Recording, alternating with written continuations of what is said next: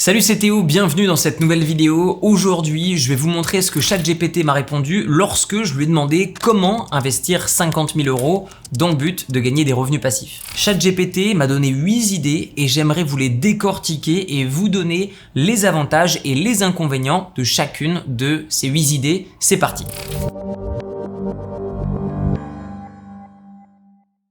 La première idée que ChatGPT nous donne, c'est les actions à dividendes. Alors, une action, c'est une petite partie d'une entreprise qui va être cotée en bourse et un dividende, c'est une partie du bénéfice que fait l'entreprise qui vous est reversé puisque vous êtes actionnaire. Alors, comment acheter une action? C'est très simple. Vous vous rendez sur un courtier comme Interactive Brokers, Boursorama, peu importe, celui de votre choix, et ensuite, vous allez acheter l'action en question. Et ensuite, vous avez simplement à détenir l'action pour recevoir une partie du profit de cette action. Donc, exemple concret, j'achète une action de Microsoft, Microsoft réalise des bénéfices, je reçois une partie de ces bénéfices. Alors, ce qui est intéressant avec ce type d'investissement, c'est que vous n'avez aucune gestion. Et quand je dis aucune gestion, j'abuse vraiment pas, vous n'avez strictement rien à faire. J'ai personnellement 15% de mon patrimoine global dans des actions à dividendes et tous les mois, tous les trimestres, tous les ans, je reçois des profits issus de ces boîtes qui sont cotées en bourse. L'inconvénient, c'est que les dividendes, généralement, vont varier entre 1,5% à généralement maximum 4% de dividendes. Après, évidemment, vous avez des boîtes qui versent plus, vous avez des boîtes qui versent moins, mais globalement, ça va être dans cette tranche. Donc, généralement, quand on a du capital à investir, on se dit tout de suite que il faut que j'investisse 100 000 € pour gagner peut-être 2 000 ou 3 000 € par an de dividendes. Et donc tout de suite, ça démotive énormément puisqu'on se met des barrières qui sont énormes. Ce qu'il faut comprendre, c'est que les actions à dividendes s'apprécient également dans le temps, c'est-à-dire que leur valeur augmente. Typiquement, vous avez acheté une action Microsoft à 300 $ l'action, vous allez être payé par exemple 2% de dividendes par an, et en plus de ça, votre action que vous avez achetée 300 $, admettons qu'à la fin de l'année, elle vaut 350 $ par exemple. Donc, vous avez gagné sur la partie plus-value et aussi sur la partie versement du dividende.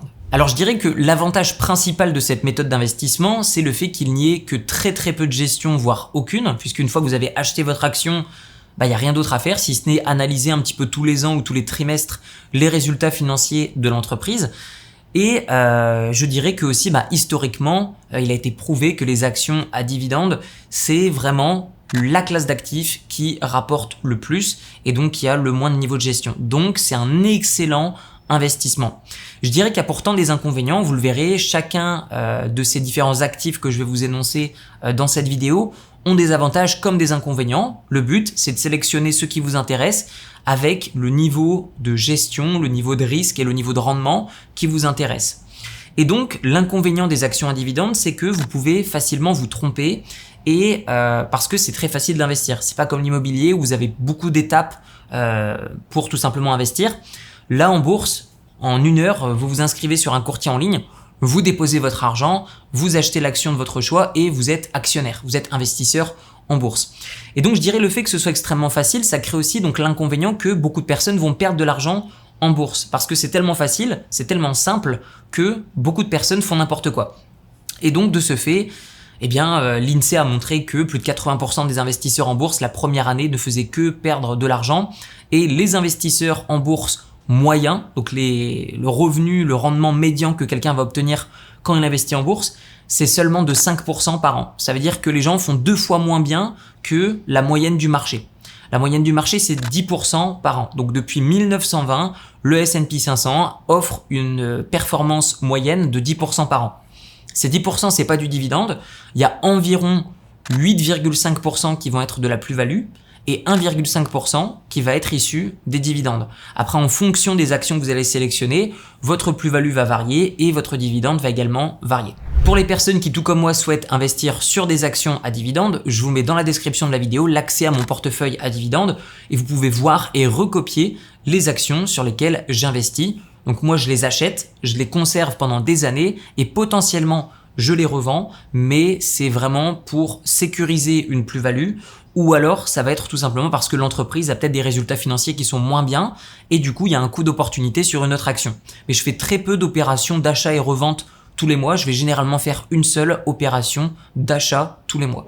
La deuxième idée d'investissement que nous donne ChatGPT, c'est l'immobilier locatif. Et j'adore, je trouve que c'est extrêmement complémentaire à l'investissement en bourse, mais l'immobilier locatif a également ses avantages et ses inconvénients. Alors l'immobilier locatif, comment est-ce que l'on fait? Tout simplement, vous allez emprunter de l'argent auprès d'une banque, vous allez ensuite acheter un bien immobilier si possible à rénover, vous allez ensuite le rénover, vous allez ensuite le mettre en location et au travers d'une structure juridique adéquate, vous allez tout simplement payer le moins d'impôts possible. Cependant, il y a également son lot d'inconvénients parce qu'en fait, dans l'idée, l'immobilier locatif, c'est génial. Maintenant, dans la réalité des choses, moi personnellement, j'ai fait énormément d'immobilier locatif et aujourd'hui, j'en fais encore. J'ai plus de 35% de mon patrimoine total qui est investi dans de l'immobilier locatif, mais je le fais d'une manière qui me convient et qui n'est pas forcément la meilleure manière. Je vais vous expliquer pourquoi dans un instant. Et donc, en fait, l'immobilier locatif, le gros avantage, c'est que psychologiquement, c'est rassurant. Ça veut dire que, en France, quand on a un bien immobilier, on est rassuré parce qu'on se dit que c'est un investissement, c'est du patrimoine. Cependant, l'inconvénient est le suivant. Vous avez les taux d'intérêt auprès des banques fédérales et auprès des banques publiques, finalement de l'État, qui vont prêter de l'argent aux banques privées et qui vont ensuite prêter de l'argent aux particuliers comme aux professionnels. Ces taux viennent à augmenter de plus en plus. Et donc évidemment, ça vient ronger votre rentabilité puisque vous devez rembourser plus d'intérêts à la banque. Mais pas seulement, il y a également le fait que les banques prêtent moins facilement. Elles vous demandent d'avoir plus de capital.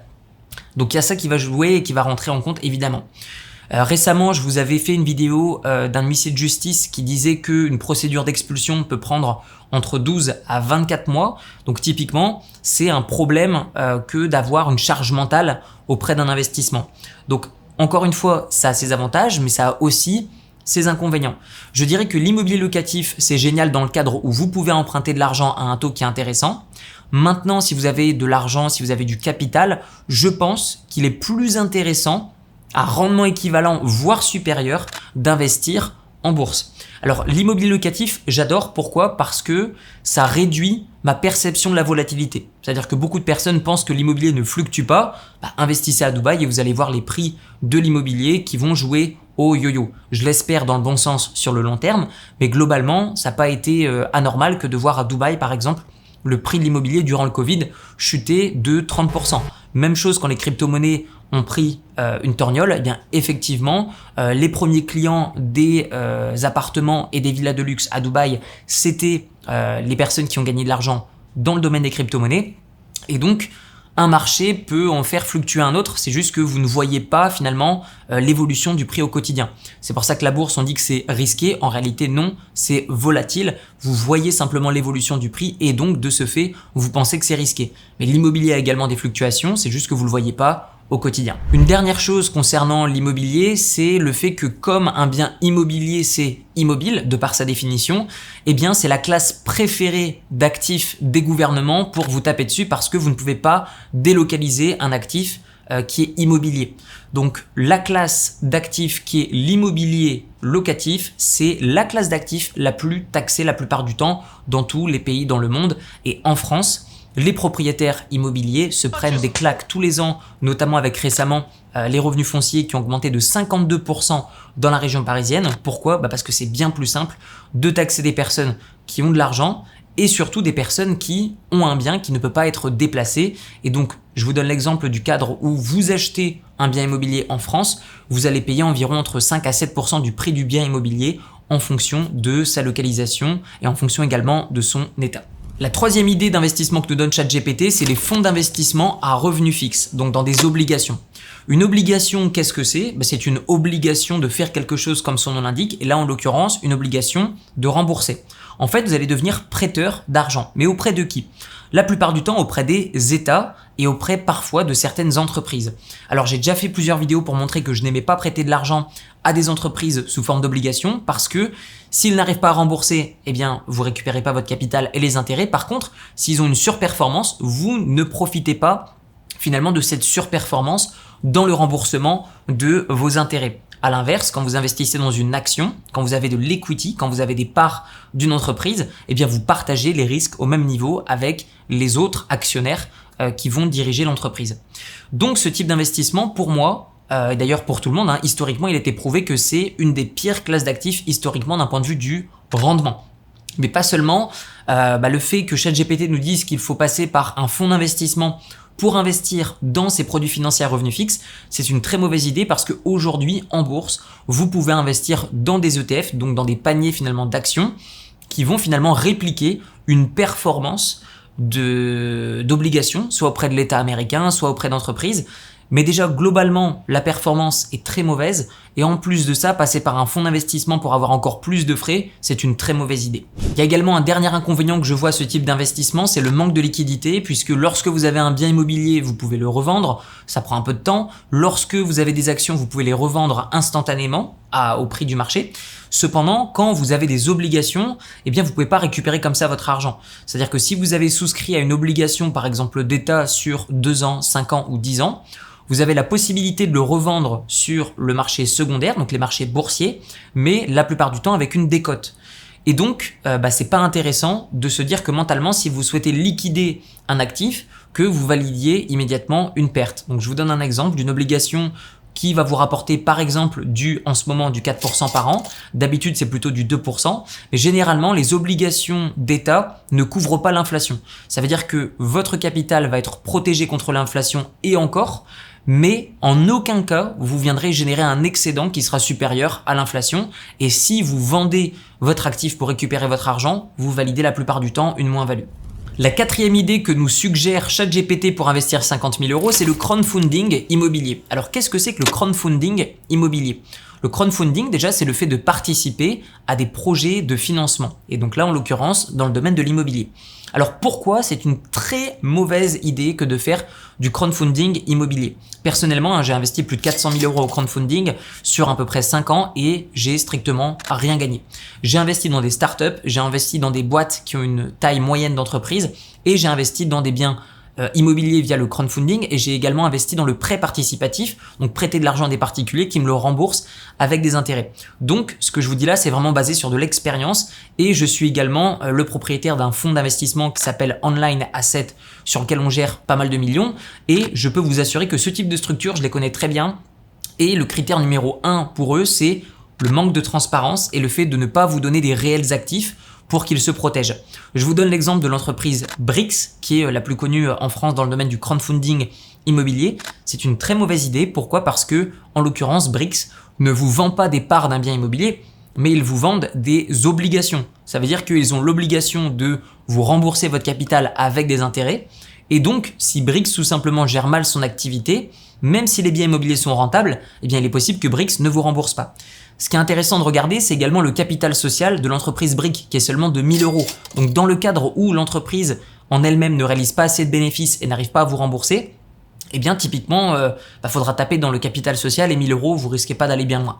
Donc, pour moi, ce n'est pas intéressant d'investir dans le crowdfunding, peu importe dans quel domaine, parce que généralement, vous n'avez pas réellement les actifs, donc vous ne profitez pas de l'upside potentiel s'il y a une surperformance, et aussi, tout simplement, il y a un problème de liquidité. La plupart du temps, les plateformes de crowdfunding vont soit ne pas vous offrir de rachat de parts, ou alors vont vous en offrir, mais dans la limite des fonds qui sont disponibles. Je vous donne l'exemple de Mintos, qui pendant 3 ans avait proposé de racheter vos prêts à n'importe quel moment. Ils ont retiré cette option en plein durant le Covid, et donc personnellement, je me suis retrouvé avec beaucoup de capital qui est toujours immobilisé à l'heure où je vous filme cette vidéo. Et donc, lorsque vous investissez dans le crowdfunding, vous devez bien comprendre que vous ne comprenez pas réellement l'investissement que vous faites parce que on ne vous donne pas toutes les informations, mais en plus de ça, que vous ne détenez pas réellement l'actif en question. Alors il y a tout de même des avantages à investir dans le crowdfunding immobilier, c'est que généralement le rendement est alléchant aux alentours de 10%, donc entre 8 à 12% en fonction des plateformes. Vous avez des frais, évidemment, parfois ils sont côté vendeur de projet ou côté investisseur, donc parfois c'est pas à votre charge, mais de toute manière ça aura un impact sur le rendement, peu importe qui le paie, et donc si vous êtes l'investisseur, ça impactera effectivement votre rendement. Je dirais que l'avantage, c'est que c'est aussi un investissement qui est sexy, dans le sens où quand on voit le joli site internet, quand on voit que c'est facile, ça donne envie effectivement d'investir. Et ça nous donne l'impression qu'il n'y a strictement aucune gestion et qu'il est peu probable qu'il y ait finalement des problèmes. Je dirais que les inconvénients, au-delà de ceux que je vous ai cités, je dirais que c'est le niveau de fiscalité qui est lourd. Parce que quand vous investissez dans ce type d'investissement, eh bien vous avez une flat tax qui est de 30%. Et donc, comme il n'est pas possible d'écraser ces 30%, bah malheureusement, l'argent que vous allez en récupérer, si vous le réinvestissez derrière, vous avez un effet cumulé qui est vraiment ralenti. Donc, je dirais que ça, c'est le principal ralentissement à votre enrichissement. C'est à quelle vitesse vous êtes capable de réinvestir finalement les profits que vous allez effectuer, puisque c'est comme ça que s'est enrichi Warren Buffett. Si vous regardez l'évolution de sa fortune, ça va en parabole pour la simple et bonne raison que son niveau de fiscalité est optimisé avec peu de versements de dividendes et une grosse capitalisation, surtout des actifs, et donc de ce fait, c'est pour ça qu'il y a un effet exponentiel. Dans le domaine du crowdfunding, quand vous prenez 30% de taxes sur vos dividendes et sur les plus-values, eh bien effectivement, votre réinvestissement est amoindri de moins 30%. La cinquième idée que nous donne ChatGPT, c'est d'ouvrir un compte épargne à haut rendement. Alors qu'est-ce que c'est que ce type de compte épargne? C'est un nouveau produit financier qui est arrivé depuis ces 3 dernières années, qui a surtout été mis en lumière ces 3 dernières années. C'est ni plus ni moins qu'un compte épargne sur lequel vous avez toutes vos liquidités disponibles instantanément et sur lesquels vous avez un rendement qui est très proche de l'inflation. Et donc c'est excellent pour les projets que vous souhaitez réaliser dans un horizon de temps qui est de moins de 5 ans. Je vous donne l'exemple de potentiellement un achat de résidence principale. Ça peut être un voyage autour du monde, ça peut être payer des études à vos enfants, financer un mariage. Vous ne voulez pas que ce capital subit de la volatilité en bourse ou soit immobilisé dans un bien immobilier. Et donc, de ce fait, vous le laissez à l'abri de l'inflation dans une banque. J'aime aussi à vous rappeler que lorsque votre argent est dans une banque, ce n'est plus votre argent, mais c'est ni plus ni moins que le même montant que vous avez déposé que vous voyez sur votre compte bancaire que la banque vous doit. Si la banque fait faillite, ça va activer des garanties, mais ces garanties, j'ai déjà fait une vidéo complète à ce sujet, sont basées uniquement sur des filiales des banques qui investissent finalement les fonds dans des actions bancaires. Et donc si les banques font faillite, effectivement, les fonds vont également faire faillite et donc ne pourront pas subvenir à garantir les dépôts que vous avez. Mais si vous allez dans une banque qui est solide, qui a des niveaux de liquidité qui sont supérieurs à 15%, je pense que vous avez peu d'inquiétude à avoir et surtout c'est très intéressant pour financer un projet sur le court terme sur lequel vous ne voulez pas qu'il y ait de volatilité. Alors je dirais qu'il y a tout de même un inconvénient qui est important, c'est que cela fonctionne principalement, voire même uniquement avec des dollars américains. Aujourd'hui, en euros, c'est pas possible d'avoir des comptes épargne à haut rendement qui sont aussi intéressants que ceux qui sont en US dollars. Et donc de ce fait, si en plus de ça vous avez un taux de change et des frais qui sont appliqués, qui sont pas forcément intéressants, effectivement ça risque de grignoter ce rendement. Et donc pour des personnes qui ont des projets qui sont seulement dans les 2 ans ou 3 ans, c'est pas vraiment intéressant. Par contre, les personnes qui ont des projets entre 3 à 5 ans, ça peut être intéressant à condition que vous avez des frais qui sont très faibles et un taux de change qui est intéressant au moment où vous allez échanger vos euros contre des US dollars et inversement. La 6e idée que nous donne ChatGPT, c'est d'investir dans des REIT, donc Real Estate Investment Trust, et ça c'est une excellente idée. Donc un REIT, REIT, c'est ni plus ni moins qu'une action d'une entreprise qui fait de l'immobilier, qui va tout simplement détenir des biens immobiliers. Et donc vous, en achetant une petite partie de cette entreprise, vous devenez indirectement propriétaire d'une petite partie du parc immobilier que détient l'entreprise. Je vous donne l'exemple de l'entreprise qui s'appelle Realty Income, qui est indiquée en bourse sous le symbole qui s'appelle O. Et cette action va détenir beaucoup de biens immobiliers, ils vont toucher des loyers, ils vont faire de l'arbitrage dans leur patrimoine immobilier, ils vont emprunter de l'argent, ils vont mettre des locataires dedans, trouver des acheteurs potentiels, négocier des biens immobiliers de manière très intéressante parce qu'ils ont une possibilité de faire beaucoup d'acquisitions simultanément, donc un gros pouvoir de négociation, chose que vous ne pouvez pas faire tout seul, surtout avec finalement le prix d'une action qui va varier aux alentours de 100 $. Donc vous pouvez investir dans de l'immobilier via la bourse à partir de 100 $. Ça typiquement c'est énormément mieux que le crowdfunding immobilier. Pourquoi ? Parce que vous allez profiter d'un effet cumulé qui est beaucoup plus intéressant parce que vous avez un niveau de taxe qui est très faible sur les REIT qui sont basés aux États-Unis. Ils ont des tax advantage qui sont vraiment spécifiques à ce type d'investissement et surtout vous êtes réellement propriétaire d'un actif immobilier, donc qui peut vous rassurer, et en plus de ça, vous avez une liquidité qui est instantanée parce que vous pouvez tout à fait revendre à n'importe quel moment ces titres d'action d'entreprises qui détiennent des biens immobiliers. Alors j'émettrai tout de même une certaine retenue dans le fait que ce n'est pas donné à tout le monde de choisir le bon REIT, il en existe énormément sur les marchés financiers et donc c'est à vous de savoir analyser quel est historiquement le REIT qui a le plus de chances de continuer une performance qu'il a déjà eue par le passé. Et donc pour ça, encore une fois, je vous renvoie à mon portefeuille à dividendes où à l'intérieur, nous avons des REIT sur lesquels je vous montre pourquoi il est intéressant d'investir. La 7e idée d'investissement, c'est le P2P lending, donc le peer-to-peer, donc particulier à particulier, prêt d'argent. C'est une très mauvaise idée parce que tout comme le crowdfunding immobilier, vous prêtez de l'argent à des personnes mais vous n'avez pas réellement le contrat de prêt d'argent. Vous avez la plupart du temps des obligations qui sont issues de l'entreprise qui va effectuer cette intermédiation entre les deux parties et donc qui va prendre des frais. Et généralement, même si vous avez un bon rendement sur le papier, aux alentours de 8 à 12% par an, eh bien, vous avez des risques qui sont bien plus élevés que d'investir en bourse ou d'investir dans de l'immobilier d'une manière qui n'est pas le crowdfunding.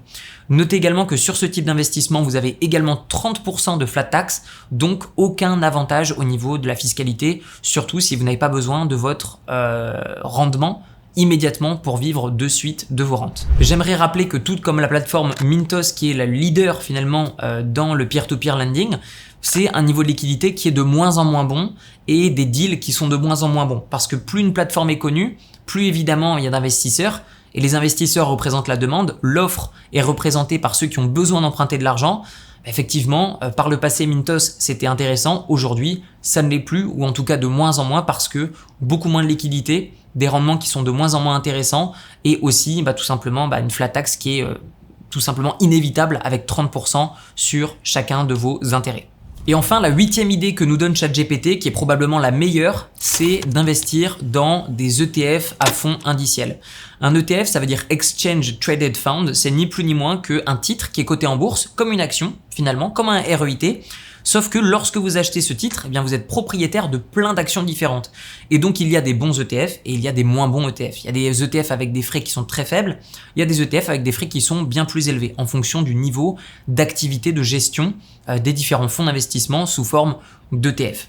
Alors des ETF, il y en a des très bons, mais encore une fois, il faut savoir les analyser, tout comme les mauvais. Encore une fois, dans mon portefeuille à dividendes, je vous montre quel est mon ETF préféré sur lequel j'ai 15% de mon patrimoine global qui est investi. Les ETF, c'est très intéressant. Pourquoi? Parce que aucune gestion, de la transparence, les investissements qui sont diversifiés. Et en plus de ça, vous avez un effet cumulé qui est très intéressant parce que vous avez des taxes bénéfices lorsque vous allez avoir un ETF, par exemple à capitalisation.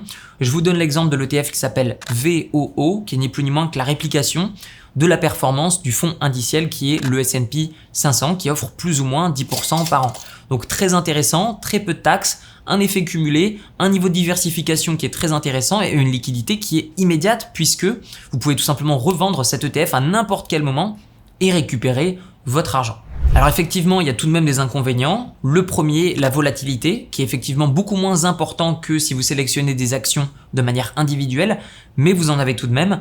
Et notez également que comme il y a de la volatilité, d'un point de vue émotionnel, ça peut jouer sur votre humeur. Et donc c'est pour ça qu'il est important d'investir uniquement de l'argent, pas que vous pouvez perdre, je n'aime pas dire ça, mais de l'argent sur un montant qui vous permet d'être à l'aise. L'investissement est fait pour faciliter finalement votre vie, enlever vos inquiétudes et vous rendre indépendant financièrement et pas pour vous empêcher de dormir la nuit.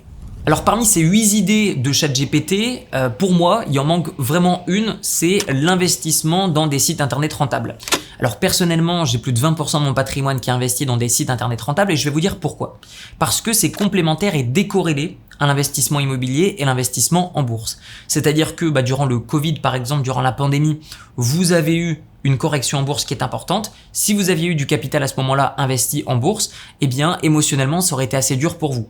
Même chose avec l'immobilier durant la période de la pandémie, il était assez délicat de trouver un locataire, délicat d'emprunter auprès des banques et donc tout ça fait que ça peut jouer sur votre humeur. Et ces deux classes d'actifs parfois peuvent être corrélées. À l'inverse, durant la pandémie, si vous aviez eu des sites internet rentables, tout le monde était chez soi en train de consommer du contenu et vous auriez gagné beaucoup plus d'argent. Et donc, de ce fait, je trouve intéressant d'avoir des actifs qui sont décorrélés les uns des autres pour pouvoir, durant n'importe quel climat économique, continuer à devenir rentier et augmenter votre patrimoine en termes de plus-value.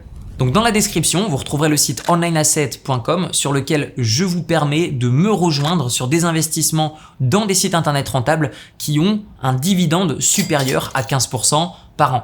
Tous les détails sont sur le site internet et vous comprendrez bien mieux pourquoi cette classe d'actifs est complémentaire à l'investissement en bourse et l'investissement immobilier. Tout ça, c'est dans la description de la vidéo. Je vous dis à très bientôt. Prenez soin de votre portefeuille. Ciao, ciao!